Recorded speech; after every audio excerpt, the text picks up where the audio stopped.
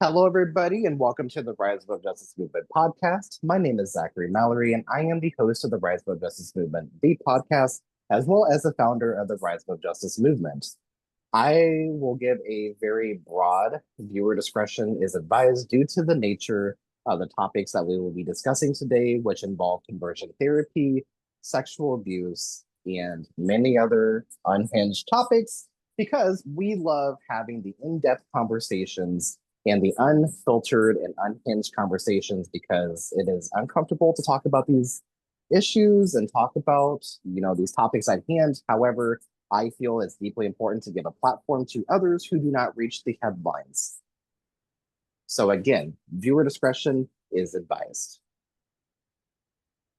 Today, I am joined by a survivor, a catalyst for change, and somebody who I've been following on social media for the last couple of weeks. And I love the way that Ellen brings this approach to combating disinformation about what sexual abuse looks like, but also what conversion therapy looks like. So without further ado, Ellen, welcome to the Rise Above Justice Movement podcast.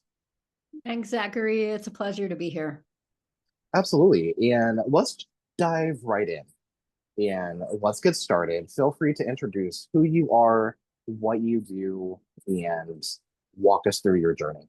The floor is yours, my friend. Okay, thank you. So I'm Theresa, and I'm an empowerment coach. I firmly believe that in this time, this crazy time on our planet, that people need to be empowered, that people need to know that they value, that they have worthiness. And so I'm an empowerment coach. I've written 4 books. They happen to be online. They're available on Amazon.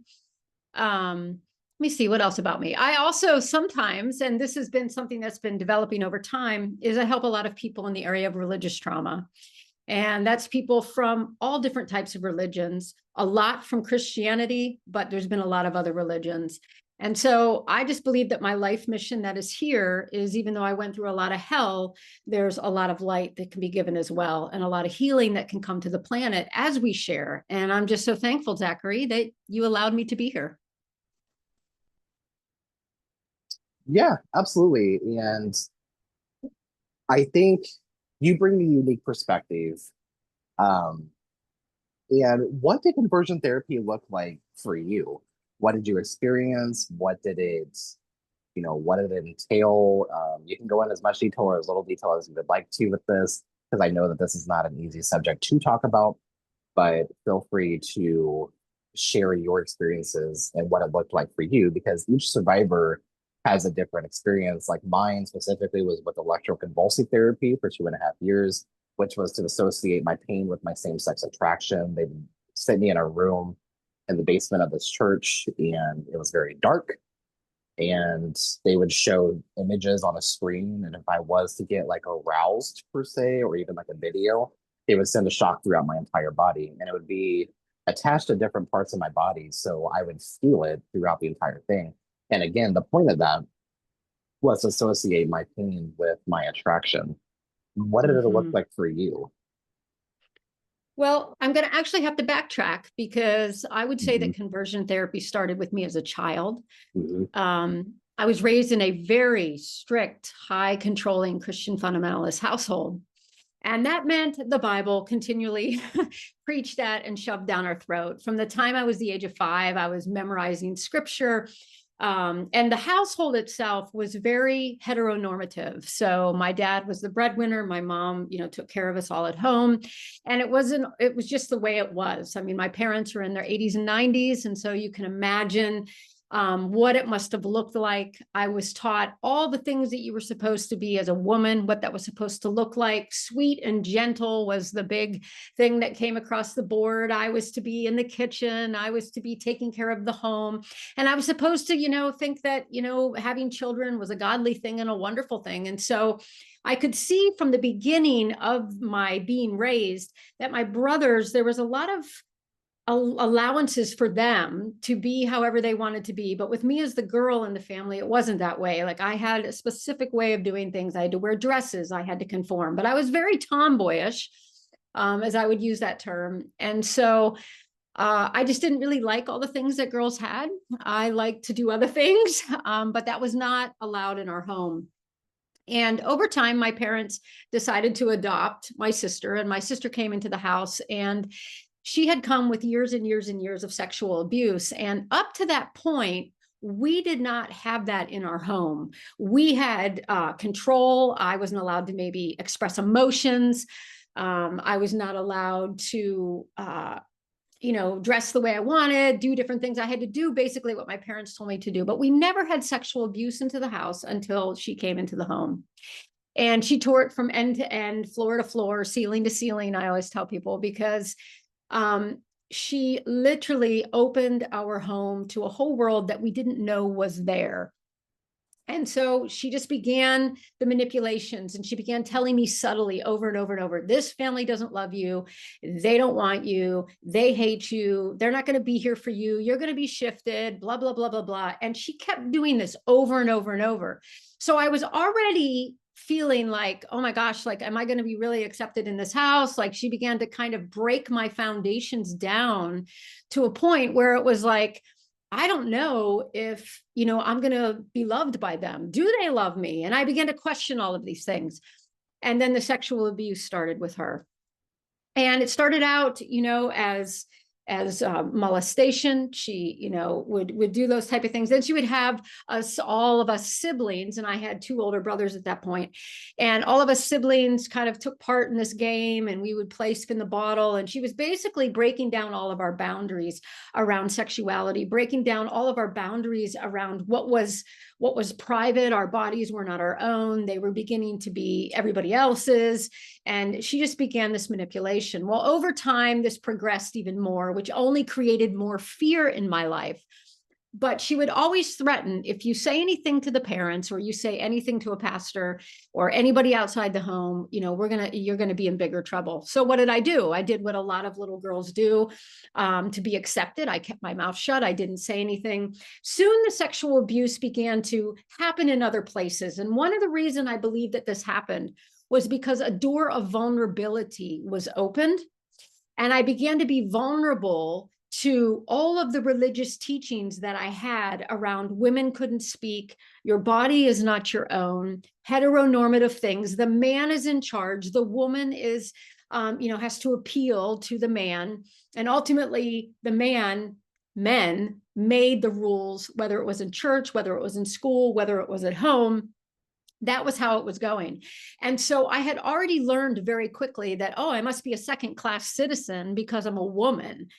And so as I began to get older and began to experience even other areas of sexual abuse, from people in our neighborhood to different community people, I began to realize, okay, maybe this is what my whole life is about. Maybe I'm here just to serve the man. Maybe I'm not here to have a voice. Maybe this is just my lot in life. And my sister was very good at continually berating me with those type of lies that were going on. In the midst of all of that, I was also having these little feelings that I was different. And when I say different, I mean I was a lesbian. I began to have little inklings towards girls, but it was like a no-go zone. Like, it was something we weren't allowed to talk about. And so I just kept those things to myself, and I hid them. But as the abuse began to catapult and things began to get really out of control by different people in our town, lots and lots of different people, I ended up taking off. I was like, okay, I've had enough of this. I'm leaving the house. I can't handle this anymore. I'm getting the hell out. Now, I got the hell out for a variety of reasons. One, I thought, I'm going to find freedom if I leave. And if I leave, I won't be told what I need to do. And I didn't want to be around anymore all of that abuse. I was like, this is horrible. I got to move. As I began to move, I thought, where am I going to go? So I went with some friends. I knew people were staying in this one in flat. So I went there and I stayed there. But little did I realize that this place that they were bringing me to was going to open me up even more to terrible, terrible forms of sexual abuse. And it was sex trafficking. I didn't know that at the time. I walked in on it. I thought, I'm away from my house. I'm doing my own thing now. Nobody can tell me what to do. And little by little, they began a whole different type of control and manipulation. This time they weren't using religion, using God, using scriptures. The other thing that was happening was they were saying, you're beautiful. Look at you. Everybody's going to love you. Everybody wants you. Like, you're just beautiful. Let's take a few pictures of you and we can show them to people. Well, I already felt, Zach, completely and totally like lost and abandoned and confused. And I just wanted that love and acceptance. So I was like, sure, you can take some pictures, no problem. So as they began to take pictures, it was like, oh, people are thinking I'm really nice looking. People like this. Oh, this is amazing. Little by little, it began to be more and more insidious. And soon it was like, hey, can you undress? Can you take off your clothes? Can you have these pictures like this? Can you sit like this? Can you stand like this? And soon I was being told not to wear dresses. Now I was being told not to wear anything. And this is exactly what we want you to do in that position. Now you can only imagine, okay, like you have to think about the levels of vulnerability that I had already. I already had this view that men were in charge and men were in control. So now I'm in a sex trafficking ring where the same thing is happening. Men are in charge, men are in control. And there were other girls that were participating in this too, and they were competing. So we were all competing against each other in this situation. The men loved it, thought it was great. And I began thinking, I am not supposed to be here either. This is not a good fit for me. This is not a safe place for me. I started continuing to have these attractions towards the girls that were there or different people I'd see walk by. I was like, oh, she's really pretty. But I kept it on a down low because I thought maybe this isn't acceptable in this like circle. But it turned out it was completely acceptable because the whole framework of this sex trafficking ring was pornography, and anything went when it came to pornography. So that meant women sleeping with women. It could be men with men. It could be threesomes, foursomes. You could have all sorts of different things happening. And I was realizing, oh my gosh, like there's no bars held here. Like this is totally accepted in this situation, but this is just equally abusive. I didn't know that still though. I was kind of like, this doesn't feel right, but I'm just going to kind of go with it because then I was, able to experience, right? I was able to experiment with different things. I was able to, kiss a girl if I wanted to, all of those things. But I did not know that what was happening was I was fracturing myself even more. There was a great splintering that began to happen within my mind. And I began to really disassociate. And I could not at all like focus. Like I was losing whole pockets of the day as I was entertaining people, doing what they were telling me to do, doing these live pictures, doing these live thought shots. And it was just hell on earth. So again, I said to myself, I have got to get out of this situation because the more it went, the more I said no, the more it became yes, like you have to do this. And so what became wrong was now right, right became wrong. And I lost complete of any sense of my humanity. That whole group was not about your humanity.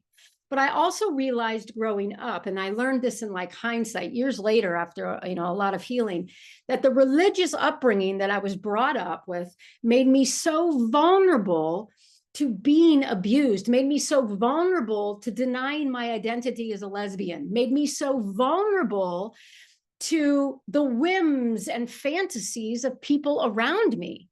And it made me vulnerable to the fact that if God doesn't want me to be like this, then there must be something terribly wrong with me.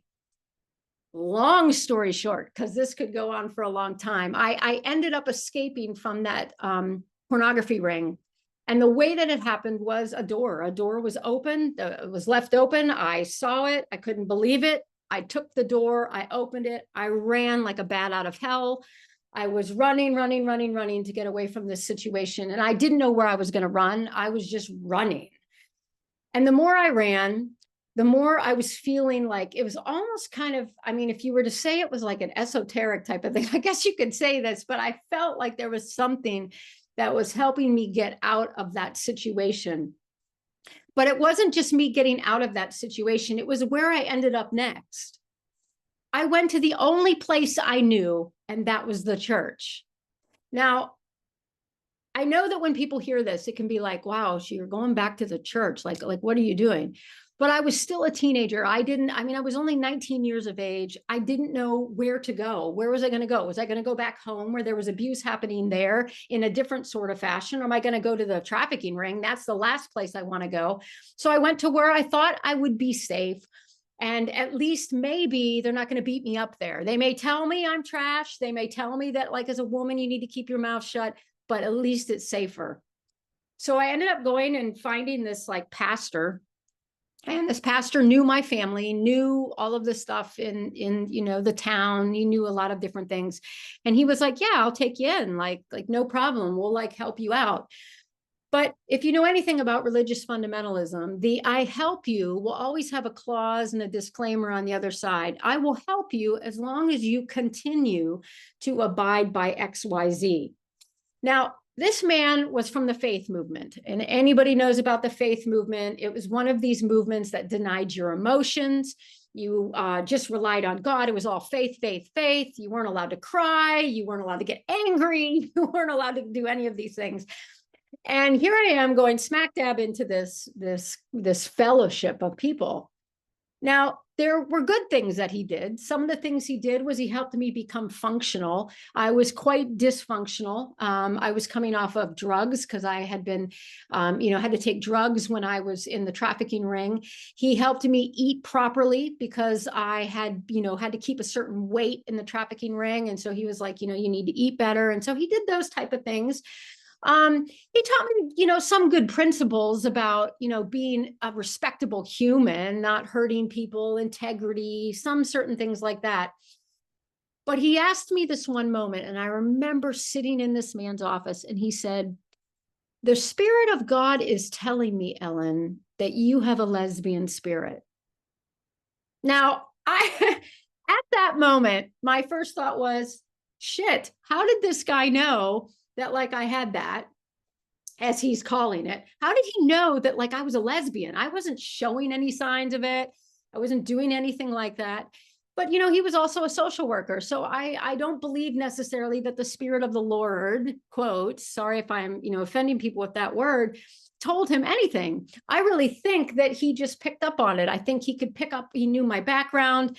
Obviously, he kind of was trying to put two and two together in this picture. And I thought, oh my God, I can't tell him he's telling the truth here. So I just kept quiet. And as more went on, he began to show me these scriptures, like it was like methodical. And it was like, let's look at the Roman 1 passage where it says that they exchanged their bodies for unnatural means. And he'd start teaching me these things about how like it's unnatural to have these attractions towards the same sex. It's unnatural. Pedophilia is unnatural. These things are unnatural. And I'm sitting here thinking, wow, he's lumping pedophilia in with my same-sex attraction. He's lumping these things together, and he's saying to me, this is wrong. And he began to take me through Leviticus. And to be completely honest, I didn't see it coming. I didn't see what was happening, because for the first time, nobody was laying hands on me anymore and like, beating me to a pulp, and nobody was sexually abusing me. And it was kind of like another perfect setup. My need for safety was the vulnerable piece that kept me completely locked in to hear what this man had to teach me. And he began to go on and on scriptures. Then he had me read several books by different people who were gay and then now said they weren't gay. He sent me to Exodus International, to a variety of different conferences and groups. I did Living Waters, which was something back in the 90s, which was all about cleansing and deliverance. And he was sending me to these things. And he just said they would be good things for me to go to listen to. But what he was doing was he was planting these seeds already, compounding the unworthiness I had, compounding the self-hatred I had already. Every one of these conferences, every one of these sessions with Living Waters, every sexual brokenness group I went to in the city, all of these things were all pointing to the fact that my sexuality, how I felt about being a lesbian, was wrong. And there was nothing about that was right. It was wrong. And not only was it wrong, I was wrong. And so the shame that I felt, oh my God, I would read these scriptures over and over and just keep praying for hours. God, please take away, take away these attractions I have to women. Please take away this. Please take away this. And I would do it for hours. And in the meantime, he'd be checking up on me all the time. He'd be like, hey, when was the last time you had an attraction towards a woman? And of course, if I said, well, it was yesterday or it was an hour ago, I'd be dragged right back into the office. He would open the Bible. He even set the Bible at one point on my head. And he said, you have the mind of Christ, and the mind of Christ is not women with women. It is men and women. That is it. That it is, everything. And he just kept, and he would push this Bible on top of my forehead. And then there was another church that I went to because he was like, you need more help. So he sent me to another church. And what they had me do was they had me stand in this circle of people, and I had to repeat after them these scriptures, but I had to repeat the scripture as though I was the one who was in the scripture. So if it said something to the effect of, like in Romans 1, where it says like, and men exchanged, natural relations for the unnatural, I would have to say, well, Ellen, I exchanged XYZ. And they would keep doing this. And then I had to write these affirmations over and over and over. And I had to repeat them over and over and over. And it was like a drill. And they would just keep hammering it to me and hammer it to me. And then I'd get these phone calls from different pastors and from different people in the, that were elders who knew what was happening. They would call me and say, have you said your affirmations today? Have you had an attraction today? Are you masturbating? That was the other thing that they kept hammering all the time. And they were just like, you're not supposed to be doing that either. And that lesbianism is just glorified masturbation. That's what they used. That was the term analogy that they used for a loving relationship between two women, is just glorified masturbation. So you can only imagine, okay, what I was feeling like through this. It was torture. And I wept for days. I mean, they would literally try to get me into this state where I had to cry. And I remember this one church I was in, and everybody was putting pressure, and they're like, and we are getting rid of the demon of lesbianism. And I was just so tired, and I was so hurt and feeling so battered that I just cried.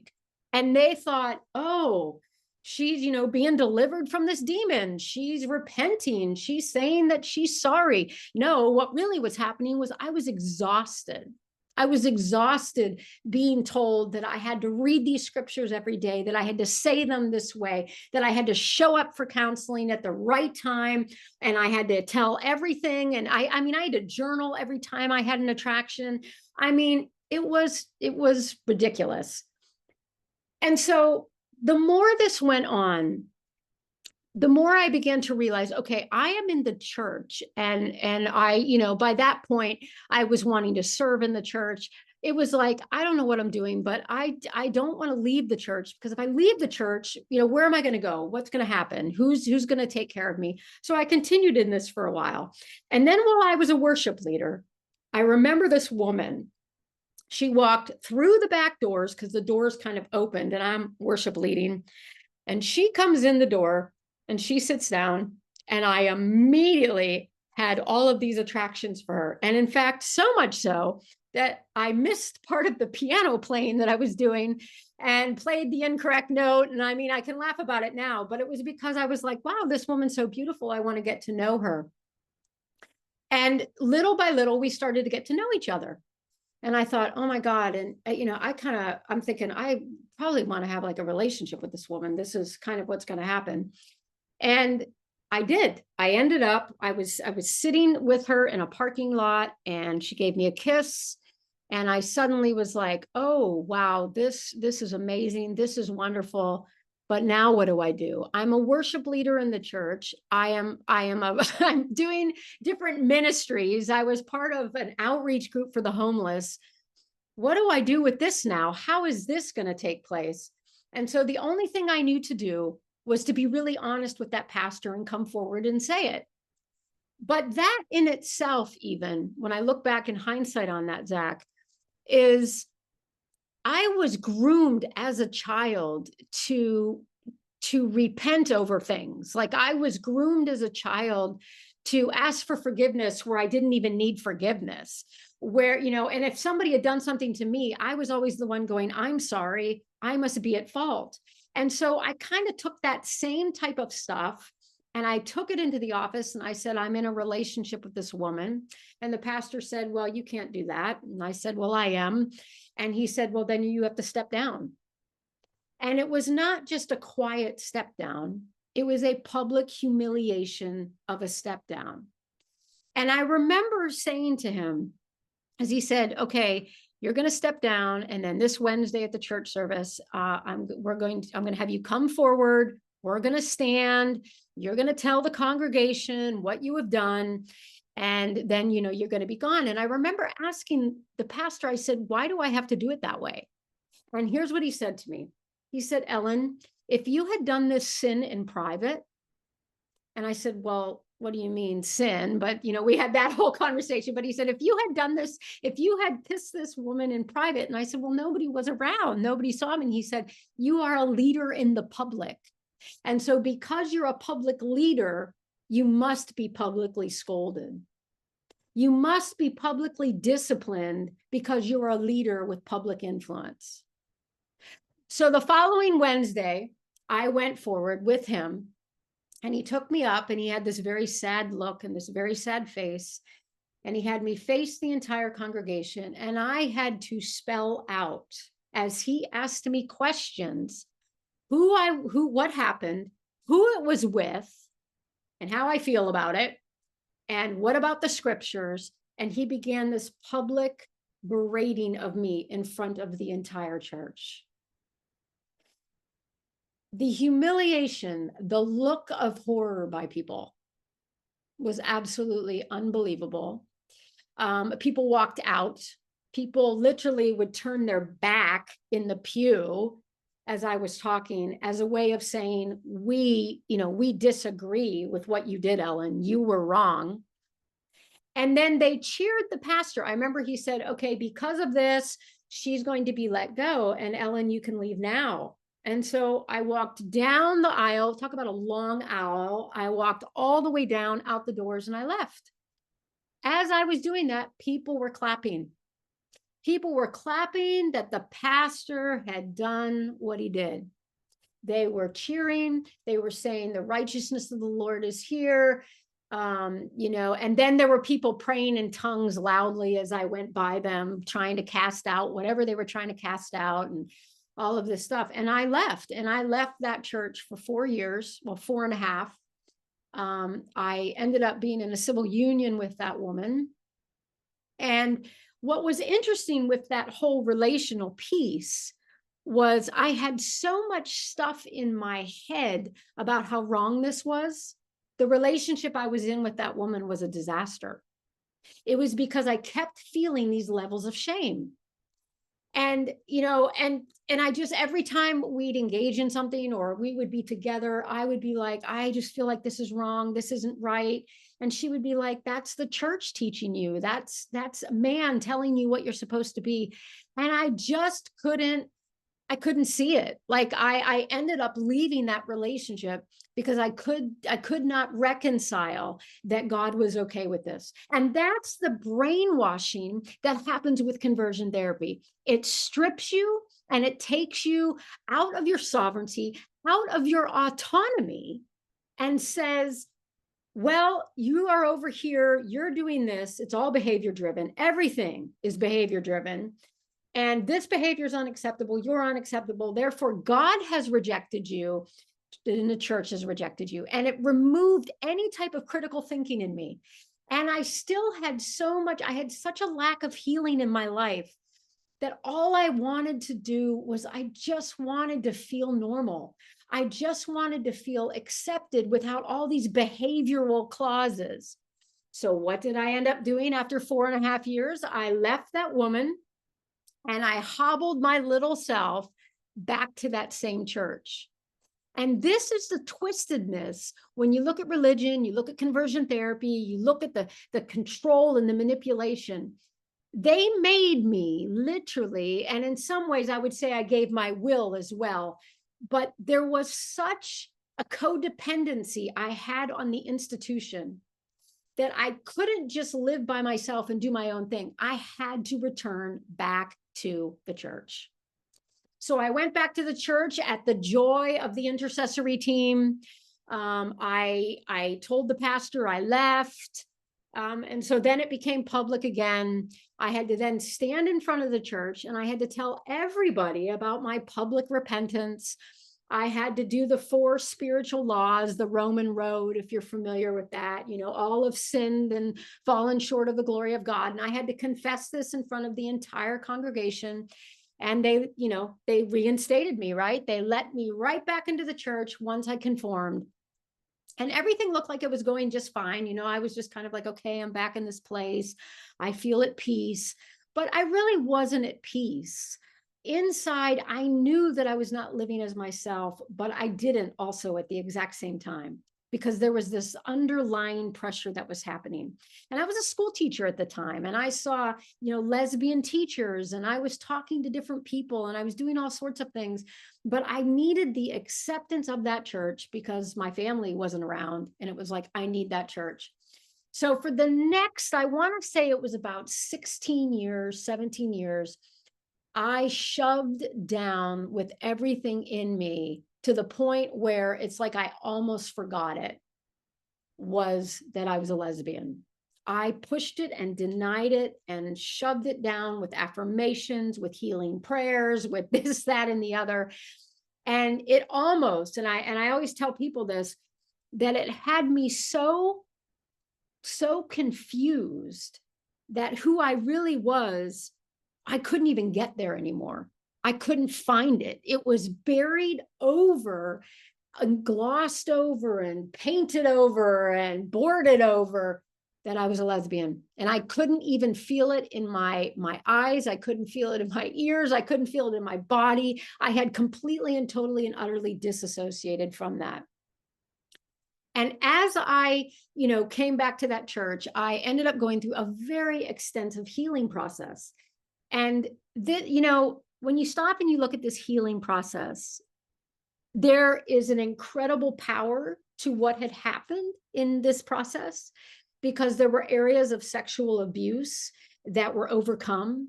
And I was able to forgive the perpetrators that had hurt me. I was able to forgive myself. I was able to reconcile situations with my parents. I was even able to reconcile certain situations with biblical passages. But the area that never got sorted was the area that I'm a lesbian. And the woman that was doing all the counseling, I mean, bless her heart, she was an amazing woman and did some really great stuff to help me overcome some of the areas of abuse that I went through. But she was emphatic about lesbianism being wrong and a sin and a disgrace unto the Lord. And so while I was healing on one side, I was not healing on another side, because she would just continue to break me in that area. And that had its own unique swing to it. I would say that it would be another version of conversion therapy that she kind of created on her own. But we would go to like the woods, and we'd pick up a stick, and I could hit a tree with it, if I had a thought or I had a feeling or whatever. And I remember, like, when I had a thought about a woman or something like that, I would say, oh, I have a thought about a woman. She'd be like, take the stick, hit the tree. So I take the stick, but you couldn't just tap the tree. I mean, you had to really haul off and hit it. And if you know anything about taking a stick and hitting a tree, it can bloody your hands. It can, bring bruises on your hands. And those bruises and the things that I had on my hands were all remembrances of the fact that this wasn't right. This was not something that I was supposed to do. This was all wrong. Oh my God, I'm in this situation. And so I was in healing with her for, I want to say it was about 5 years. I think it was 5.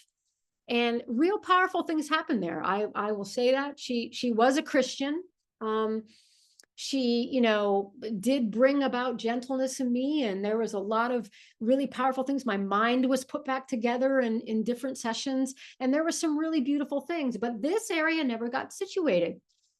And after time, I decided I wanted to leave teaching and I wanted to go to the mission field. Now, little did I know that one of the reasons I would say to go to the mission field was so I could get the hell out of the US and away from everybody I knew. Now, I didn't know that necessarily consciously, but I think subconsciously there was a part of me leaving so that I could go away, be in these other countries. Nobody needs to know what I'm doing, and I'm going to be over there. So I went and I joined different organizations. I was in YWAM for a little bit. I did some things with Christian International. I did all sorts of different things. And every time you're in those type of mission organizations, there are questions that come up around sexuality and you have to be heteronormative, right? And again, I would just put on the paper, yeah, I'm a woman and I have attractions to men and yada, yada. And inside, as I was on the mission field, this is where the unraveling began to happen around my sexuality. Because as long as I was in the US, as long as there was a real polarized narrative that was coming to me, whether it was be politics, like right now with Christian nationalism, I was a Christian nationalist. That was a big thing. You were taking US for God. So I had to get out of that in order for me to see a completely different way of being, living, breathing, doing something different. So I was in like real crazy nations and nations where there was extreme violence and child soldiers. I was helping to rescue girls from sex trafficking, helping restore them with the areas of abuse they went through. And the whole time in the back of my head, the attractions for women began to slowly come back. I had buried them in the US, but now I'm way over in another place, in another energy, in a different type of work. And now it's all starting to come again. And I remember we'd do this incredible outreach. We'd go down, we'd rescue these girls, we'd bring them out. And then I would be spent repenting for, the rest of the night because I saw somebody in my hotel that I thought was attractive. So then I would be like, oh, I can't do that. And I begin confessing the scriptures and who I am in Christ. And, I'd be saying over and over and over all these things. And in the meantime, what I think was happening, if I look at it in hindsight, was all the barriers and the control mechanisms that were around me were uprooted. Even though I was in mission organizations and couldn't say that I was gay, what was happening on a private level with me was I was starting to read other books, starting to explore more progressive mindsets, started to focus in on that maybe this is how I was created. And so I started reading these books by different people, about they were being gay and, now that they felt like God had created them that way. And I thought, oh my God, this is such an, institution. Wow, this is incredible. Then I would go into the church services and I'd go into all these other things and I would just play the game. I would play the game. And while I was on the mission field, I ended up marrying a man because this man approached me. Long story short, he proposed to me. And you got the good graces of my family back. I had the good graces of the church. But the true story was I couldn't fake it any longer. There was only so far I could run from this situation. And so in my marriage to him, it was a complete disaster. It lasted only 9 months. We didn't even consummate the marriage because I didn't even want to be involved in that. I was so uninterested in having sexual relationships with a man. Like I was just so uninterested. And so I divorced, which was the next cardinal sin. I had never seen religious spirits like that before that came out of the woodwork when I divorced. That was a no-no. That was, my family was going to run the other direction because they didn't want to associate now with a divorced woman. And what was actually happening to me was I was starting to get my legs back. I was starting to get my heart turning towards my sovereignty instead of constantly being controlled and pushed down by men, but by an institution, even by God, the view of God they taught me. It was just like, oh my God. So here I was in England. doing some missionary work, and it all completely came down with a crash. And I really began to like women all around me. I would be looking at, women while walking down the street. There was something about their boots. There was something about England. There was something about the freedom that I felt in the people here. And it was, it was like, oh, I wonder what that is. And, I wrestled with a lot of it for gosh, a long time, until I ended up leaving the mission field. Like, it all hit in 2020, and I left the field. And I left the field a completely and totally different human. I left very exhausted and tired because the church didn't take care of me like they could have. And even when I was following all the rules, they weren't taking care of me. But then when I really didn't follow the rules, we were really pushed aside. I didn't have any relationships with women on the mission field, but I wanted to. I wanted to experiment with that. I wanted to see what that would look like. And so 2020 hit, and it was like the joy of my life, because I had to leave. I had to leave from where I was stationed overseas, and I had to come back to the US. And I came back to the US and lived with a friend. And that's where I began to really experiment. I looked up dating apps, gosh, I was raised in purity culture. So this was like not the way you go about trying to, find someone. I was using a dating app, but I was on dating apps. I, dated a woman. Then there was a woman near me who I had met, and she was gay. And so we ended up going out for a while. And as I began to do that, I began to ask myself, is God going to strike me down? Like, if I start dating women, is God going to strike me down? Now, here I am. I still have that religious conditioning that God is going to take a lightning bolt, and he, like Zeus did, and just send it down from Mount Olympus, and it's going to zap me right then and there. And I was sure that was going to happen. It never happened, Zach. It never happened. I was never blasted by God. I was also never blasted really by the church. There was disapproval. People that I knew in my sphere of friends who left, they all left. They, didn't want to have anything to do with me at that point. I was also deconstructing my faith. So I was coming against different things about hell, coming against different things, all the clobber passages that they use, to try to oppress and suppress the LGBTQ plus. Like, I was coming against all those, and I had really good arguments for them, and I had real good testimony and real reasons why I felt like, no, I know I'm created this way. And the more I continued to do it, the more I began to realize the freedom in it, the joy in it, the things that I'm feeling in it. And right now where I sit, because I live in England right now, and that's where I am, and that's where my partner is. And she's amazing, and we're getting married next year, and it feels so good to be in my own skin.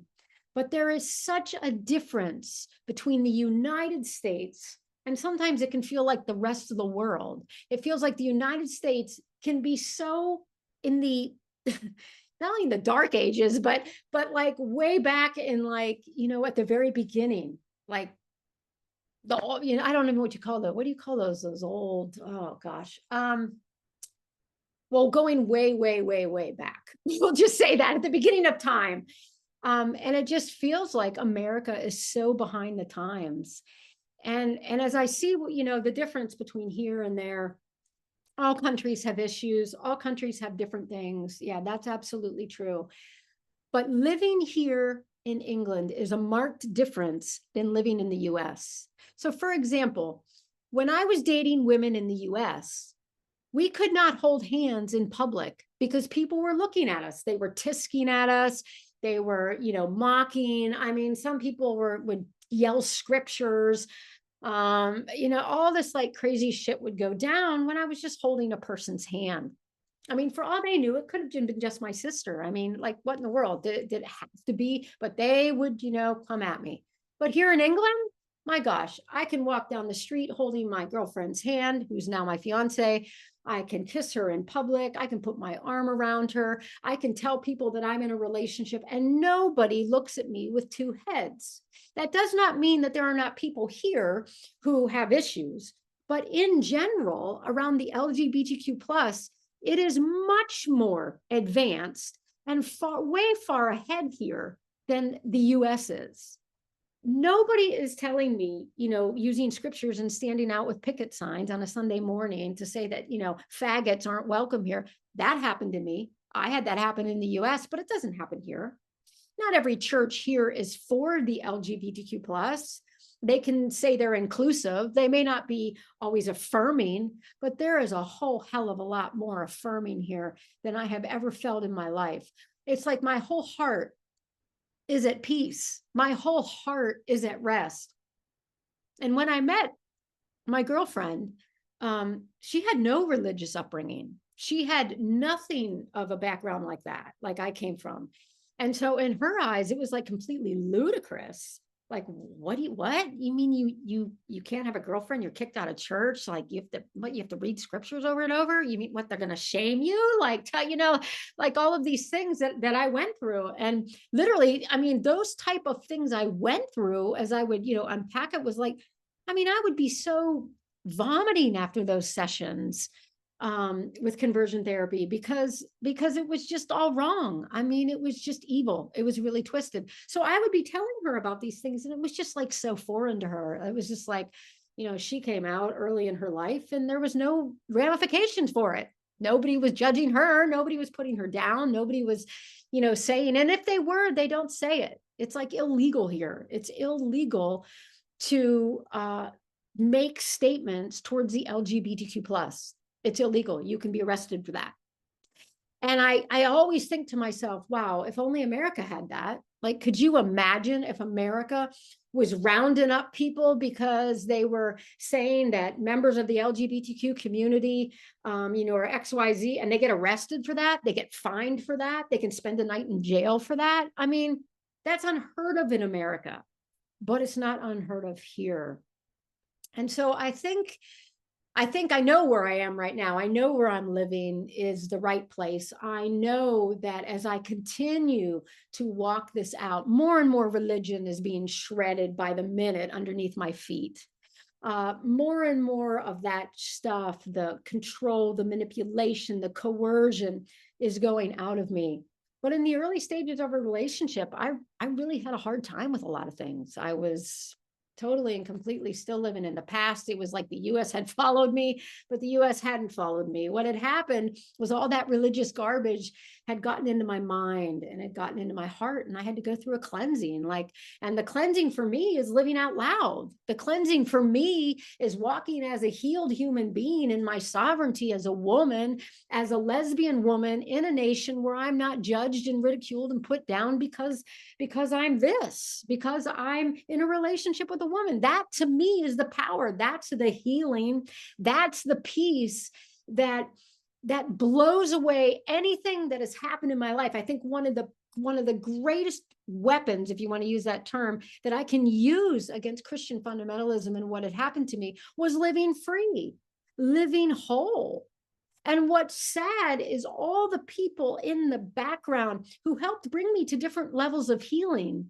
They don't realize that actually they were catalysts to who I am right now. Like they helped me get to where I am right now. Are they in agreement with where I am? Not at all. Do they think I've lost my healing? Absolutely. But I know, and my fiance knows, and the people who know me closest say that there is joy on my face. And there is a renewed breath in me. And there's a heart that is loving people. And there's a heart that is able to just move forward. And I think that that's the piece that I just wish America would just move forward. Holding people and telling them that they are worthless, telling them when they have a sexual attraction and you get hit with the Bible over the head is not the right way to treat people. That's not God's love. And I'm not, and And I use God in a different way than what I was raised. I see God as, energy and big, but that's not the energy of God. What's happening in America is not the energy of healing and hope and equality and justice. None of that. None of that. What is happening right now with Trump and Christian nationalism and even this whole Charlie Kirk and a martyr thing? Okay, none of that is an example of God. None of that is what Jesus would be doing on the planet. Jesus would be sitting with all the marginalized. Jesus would be going to the court systems that are happening soon and would be sitting in there with them and would be like the greatest attorney ever and saying, I'm sorry, but we need to really listen to these people's story here. Like, come on, like, let's listen. Let's not just do what the president tells you to do. Let's not just keep living under this Christian religion. I mean, Jesus would not be doing what we're seeing happen in a lot of the corners and the churches and all the shit that's happening in America. He's not for that. He's not present in that. That's not where it's at. And so I know I'm going on here for a long time, but I have to say that my yesterday is history, because now I move forward in the future, and the future for me is living free, living as a sovereign being, living with the woman I love, hugging her, kissing her, showing displays of affection without shame. Without shame. I remember, kissing her early on, and I felt all the shame, and it would like try to creep up and gather around me. And she just put that to rest. She's like, no, that's no. And thank goodness for her, because she has, stayed it out with me. So it's a powerful time in my life. And I guess I just really want, I guess what I'm saying by being on this podcast is that healing is possible. You can get past the story. You can overcome it. And for me, it's a day by day thing. There are some things no longer affect me. And then sometimes there's little inklings of things that try to come, these little religious, persuasions trying to gather in my head. But I put it to rest and I say, no, I've been created by love. I'm from love. Every single LGBTQ person out there who is in the community, you were created with love. You were created from love. You were created by love. Who you are is love. Who you are is worthy. Who you are is kindness. And oh my gosh, just who you are is beautiful and altogether lovely. And I am hoping that something will give and break in America. I'm hoping that, because it's just so backwards. It's so old school. It's just not there. And when I hear that people aren't going to church, I get excited. When I hear that people are waking up, and there's even progressive pastors that are coming forward, and are trying to do their part and trying to fight on behalf of the LGBTQ plus, I'm happy for that, because that means that the more we do that, the more we keep that momentum going, the more people that share their stories, the more people that keep saying, this is what happened to me, but this is where you can go. You don't have to stay back there. You can move forward. The more people that gather with this voice, this like rise above justice movement that you have going on, Zach, the empowering, the inspiring, the leading piece that you have, we can flip the times. We can change it. I want to see my friends in America walk down the street without shame, without fear. I don't have fear here. I'm not afraid to publicly display my affection. I want that for America. That's just being human. I mean, if we break it down to those bits right there, humanity, that's all it is. It comes down to being human. That's what it is. It comes down to just knowing your worth as a human being. You're allowed to breathe. You're allowed to love. You're allowed to be safe. You're allowed to have belonging. You're allowed to be accepted. Those are all inalienable rights of being human. And when somebody denies you of that humanity, because that's what happened to me, a lot of my humanity had been stripped until I had gone through the healing process. When that humanity is taken from someone and they are told that they are less than, where is the love in that?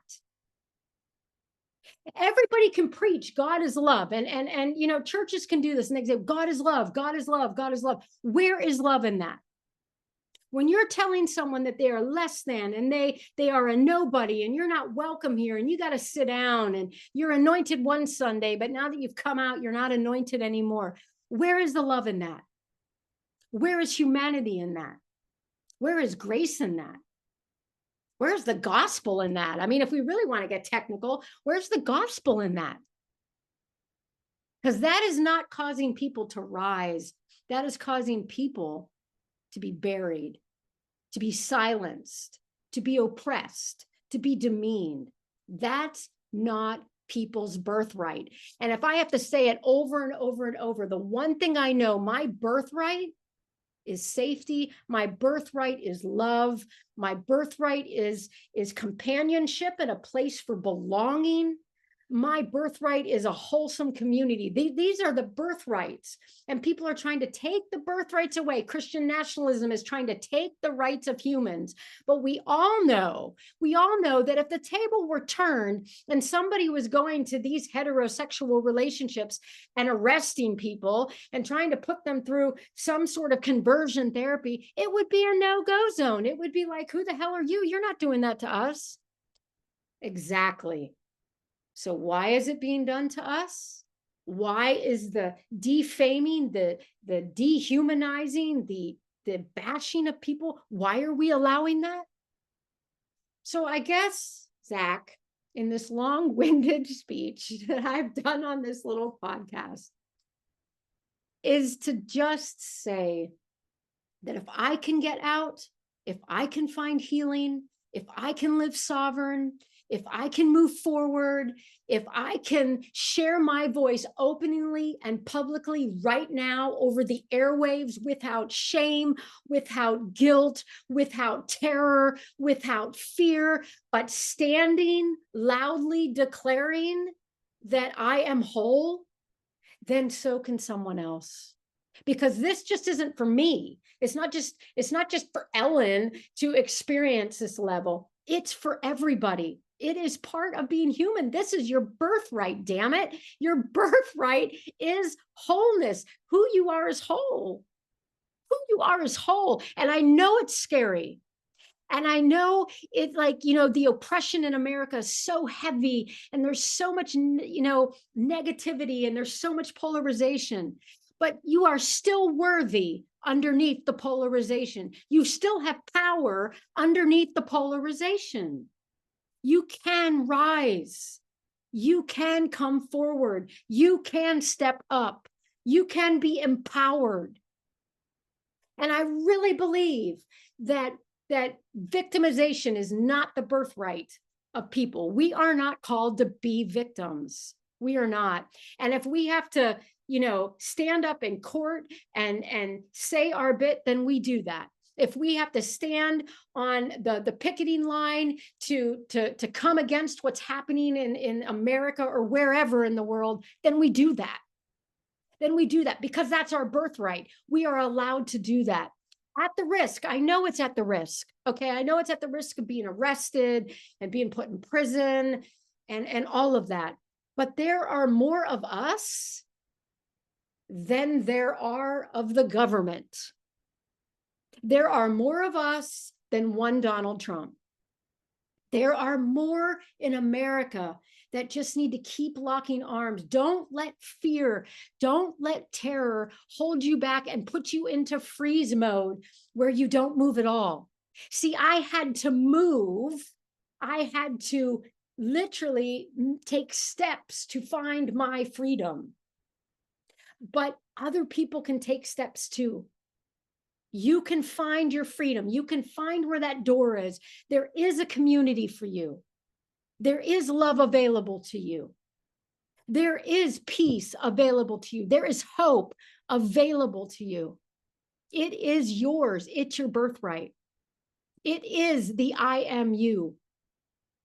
So when you say I am so-and-so, or I say I am Ellen, what does that mean? I am Ellen, who's free, who's going to live not anymore chained and held and constrained and oppressed and suppressed. And it's just not going to happen. It doesn't come near me.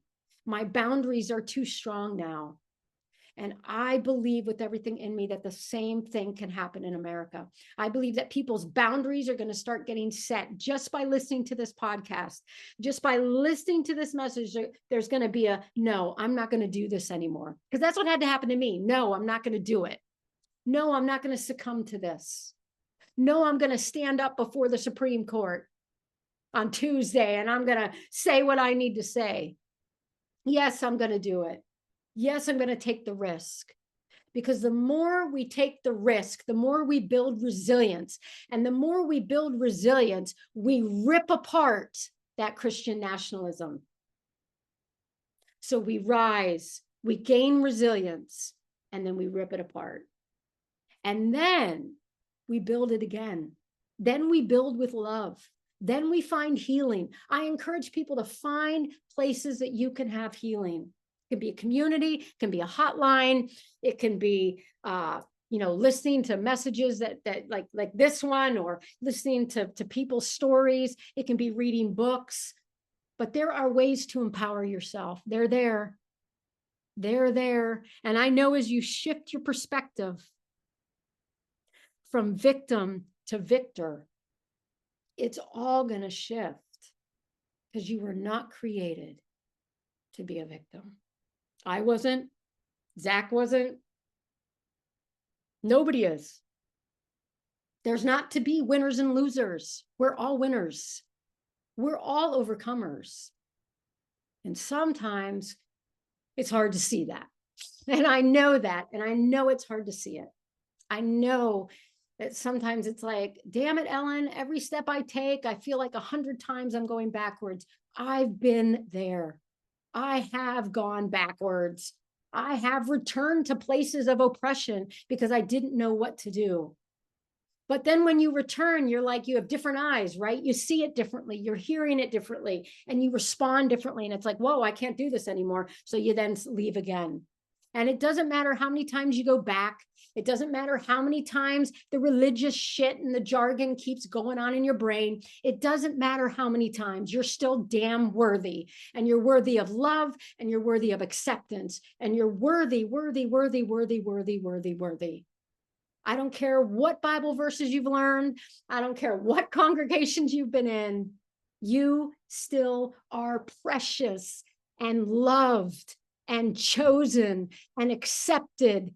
And these are your birthrights. These are the frameworks with which you were created. And there is no LGBTQ plus person out there at all. There is no human anywhere that does not deserve love and kindness and compassion. And that is the piece I want you to know, that you're so loved. You're so loved. You're so worthy. And you're created to hold your head high. You're created to live free. You're created to smile, to laugh, to be at peace, to be at rest in who you are. You were created for that. And everything else is just a bunch of lies. It's all lies. It's all lies trying to keep you down. But you can heal. I know that. And you can walk confidently ahead. And I know that too. And I know that that takes a whole hell of a lot of courage. And I know I don't know you. I'm talking to people, I don't know your stories. I don't know them. But I know this, that you were created from love, which means you're love. And you were created from goodness, which means you're good. You have not failed because you're gay. You're not failed because you're trans. You've not failed because you're lesbian or bisexual or the many different alphabet in the community. I don't know all of them, but none of you are a failure because you're trying to live out your truth. Living out your truth is not failure. It's not weakness. It's powerful. We have too much fakeness in our world. But you are real. When you go to those pride events and you dance with all your might and you're laughing and singing and doing all of those things, that's not failure. That's a reclaiming. You're doing a reclamation there. I went to a pride event here and I remember tearing up as I watched the event, and I was kind of in the parade as well because people were genuinely free and laughing, and there was joy, and the streets were lined with people, waving, and I mean even the cop cars were LGBTQ. I mean, they were rainbow colored. I mean, it was the most incredible thing, but it brought tears to me because I know that in America it's a different story. But I know that can be an old story. It doesn't have to be the same story. And you don't have to carry the story of America into your future. You don't. I don't. So, yes, may your spirit be freed so you can dance with life. So you can dance as your authentic being. So you can dance with color and vibrancy and shine and a laughing in your face and a glee in your eyes. May you dance with childlike innocence. Because that, my friends, that's your inheritance. Mhm. Ellen, Yeah. I just want to say that I felt every single word of everything that you just said. And it literally is the contradictory to what I heard whenever I was going through what I was going through. And I know for a fact that if I would have had outside of my mom, full disclaimer, my mom's been my rock. But if I would have had somebody else just tell me exactly what you just said, I think the course of my life would have been completely different. But what matters is hearing it now.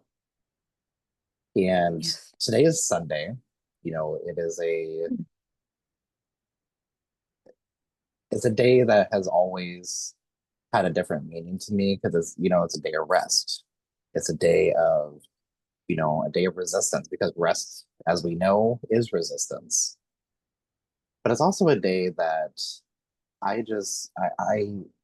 it just has a different meaning because every Mm. Sunday I used to go to church, but it wasn't the church that a lot of other people went to. It was a church that I knew, okay, I always dreaded walking through the doors because I know I'm going to go downstairs into a room and I'm going to be subjected to this barbaric, horrific, Yes. quote unquote practice, even though it's not an actual practice. But I always knew that I was walking right back into it because I was forced to believe that society needed me to change. And I always thought, like, well, if I'm going to be LGBTQ and I'm going to be sexually assaulted, because we know that LGBTQ people are more at risk of being victims of crime and being, sexually assaulted, or unfortunately worse. Why would I continue to subject myself to that? Why would I do that? And then learning about the stories like Matthew Shepard, Mm. he was a 21-year-old gay Mhm. student that was brutally beaten and left for dead in Laramie, Wyoming. Mhm. Fast forward to 2016, I won the Spirit of Matthew Award from the Matthew Shepard Foundation. Hearing and being introduced by Dennis Shepard, Matthew Shepard's father, and him presenting the award to me, it was like a full circle moment because I learned about Matthew Shepard at a young age. I heard friends talking about it in school, and I remember, you know, I I remember being young, and I was like, oh, this boy's really cute in my class, and go into the locker room. Like it's just your natural instinct just to look down. Mhm. But you hear these conversations and they're like, oh, you're a fag, or you're this, or you're that. And there's only so many times that you can hear something before you begin to believe it. And I didn't believe it because I didn't understand it because I didn't know what the fuck it was. Yeah, yeah, And, exactly. they would be sitting here and they would be talking about how big their penis is, or, who has the bigger balls or whatever. And it's like, everything that you're doing is literally what you just told me that I can't do, but it's okay for you to do it. Mhm. It's okay for you to sit here and talk about drugging your girlfriend and God knows what's going to happen to her. Like, that's okay. But I can't be who I want to be because you say that it's wrong. How is that fair? How is that right? How is that fair? How is that right? How is that anything? And on April 10th of 2019, I wrote a letter to my 4-year-old self.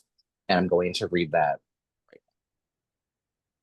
Dear Zachary, growing up is going to be a challenge, but with the right people and the right support, you will be able to overcome anything that is thrown at you. You are beautiful. You are worth a life you are going to live.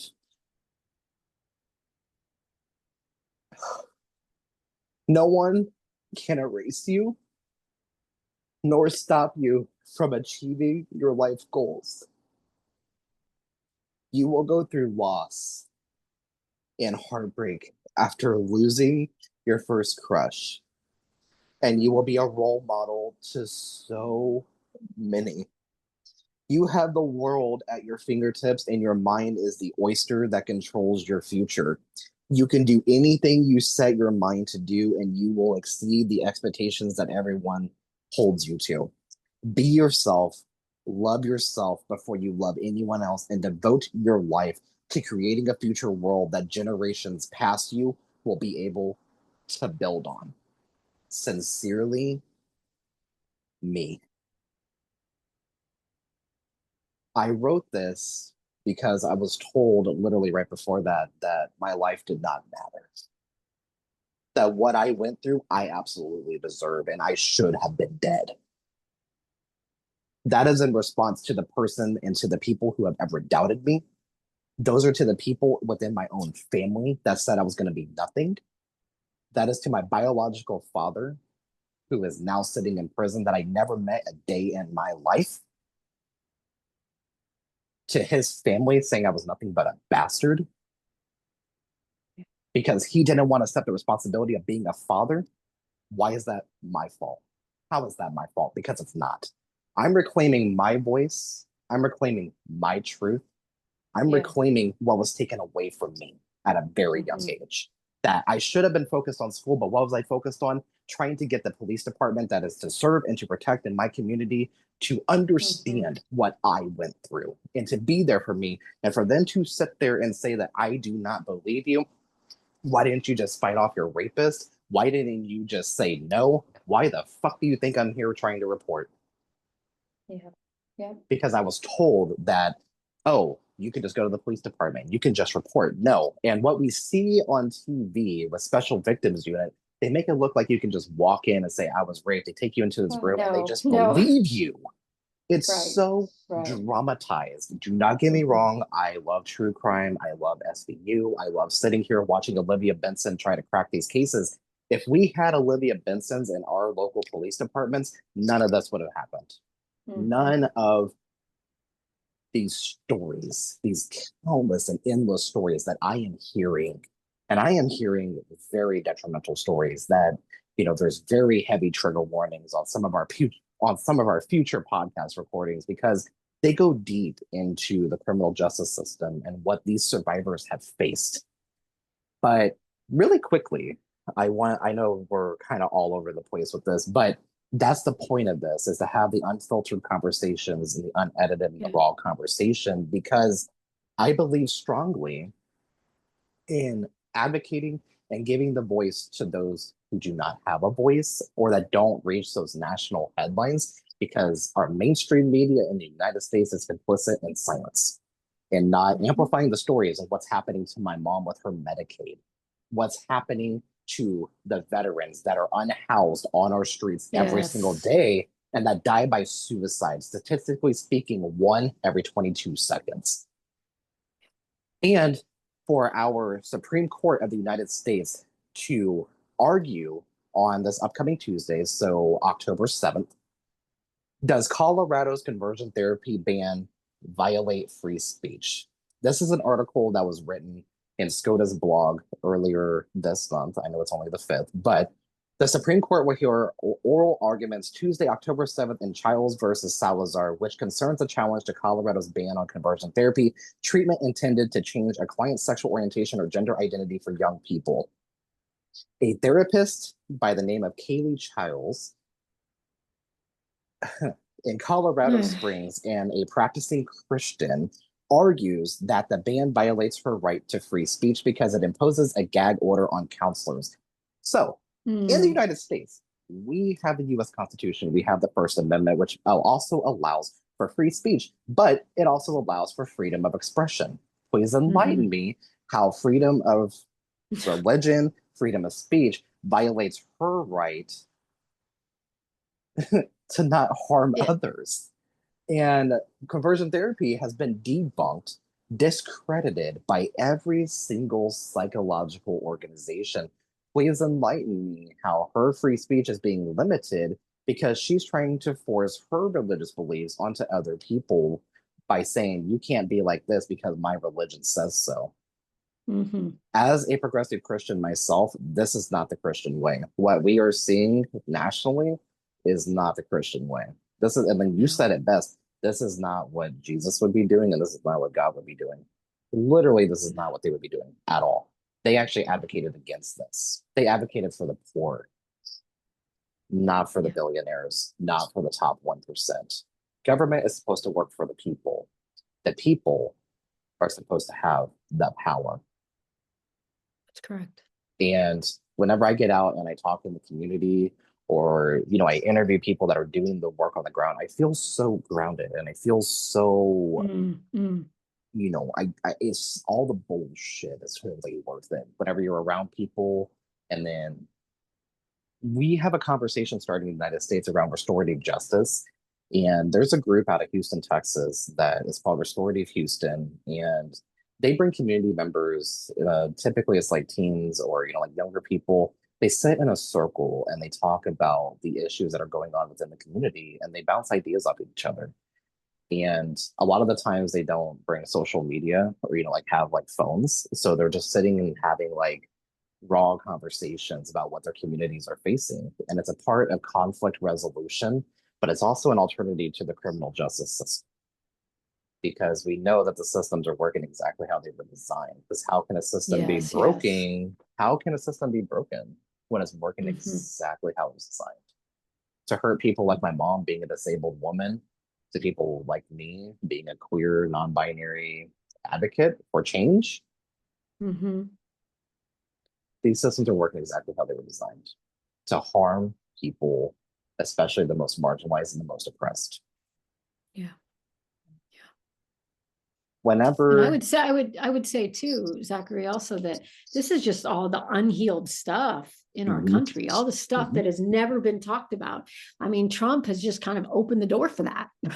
He's kind of opened for all the shit to come forward that has never been sorted, never been dealt with. And so when I see what's mhm, going on, I just think to myself, my God, we've never sorted racism. We've never sorted homophobia. We've never sorted xenism. We've never sorted any of these things in our country. It doesn't mean that there aren't people who have tried or are doing things. It mhm, just means the main fabric of America, it's never reconciled those issues.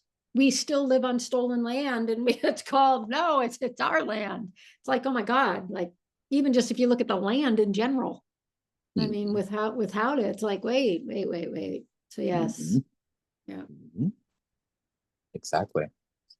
Ellen, I want to say thank you for the work that you do and for grounding me today because I learned so much just from, hearing you speak and hearing different perspectives and you have a very intersectional approach to the work that you do. And I guess my last question for you is if there was somebody to message you that was searching for healing, what would you recommend? And obviously, healing is individual, it's an individual approach. But if they're looking for ways to begin their journey of healing, what would you say and why?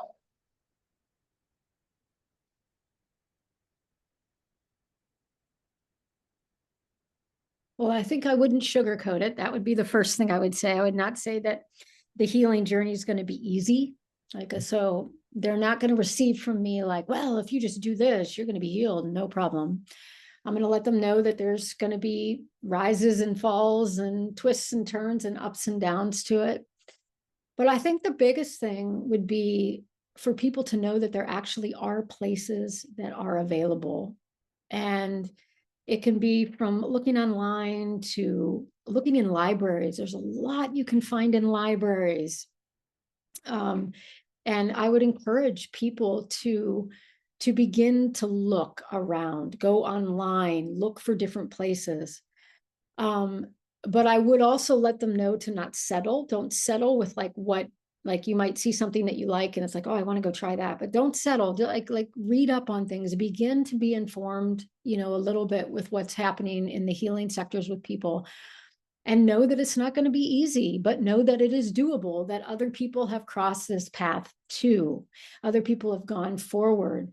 There are lots of resources that are out there. Don't buy the lie that, all the resources are being taken away. There are places and I would even lead, because there's like a balance, because I think not everybody will return to the church. Some people will be completely, become atheist and go do their own thing and leave the church completely, or just not even do that. And that's fine too.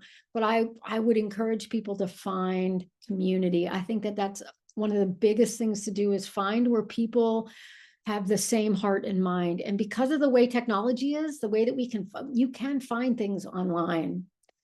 So I think that would be what I would tell people. And I have resources too. So like if people want to reach out to me, they can. I have, resources in different places that I can pump people or, help people through different things. So yeah, that's what I would say. I would say it's not going to be easy, but it's doable. You can do it. Absolutely. Ellen, thank you for coming on the podcast today. I greatly appreciate you. Oh, And is there anything else you would like to share? Anything else you'd like to say? I mean, you have brought us to church and ourselves. I don't know about that, but um, I just want people to really know that they're loved. Mhm, You're so loved. mhm. And you said it best earlier. Where is the love? Where is the humanity? Where's the compassion? It's Mhm. still, we won't have it unless we find it within ourselves. Yeah, And yeah, that is the and reality. yeah, and it's good you said it, because that's where I was going actually. Way to go, Zach. So but yeah, in the area of the healing, it is going within. It is sitting with yourself and looking within yourself, and we tolerate what we allow, what we keep. We tolerate it, and I know that from this point on, that people are going to start to really not tolerate some things. And when you feel the lack of toleration, that's a damn good place to be, because that's when it'll move you. That's when you'll start to look around for different avenues or look for different places. So don't be afraid of like if the stirring after this podcast ends and people go off and do some things, and I won't keep going on here, but don't be afraid if you start to feel like, oh, I'm angry, man. I'm kind of fired up from this thing. I'm angry. I want to do something about this. That's a good place to be, because anger can be very empowering. Anger can move us forward into the healing that is needed. And that can cause you to look for community, cause you to dig your heels in and say, I want something different.